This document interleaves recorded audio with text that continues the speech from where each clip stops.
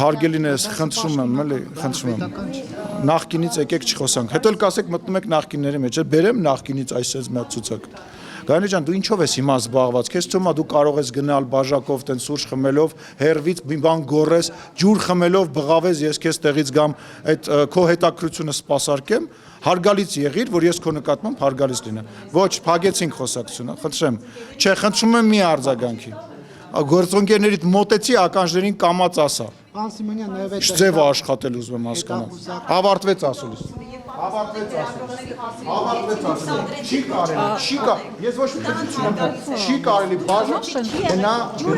հասկանալ խմի, բայց մի բղավի։ Մի բղավի, որովհետև դա ես ասի լրագրողներին հասանելի արժանապատիժ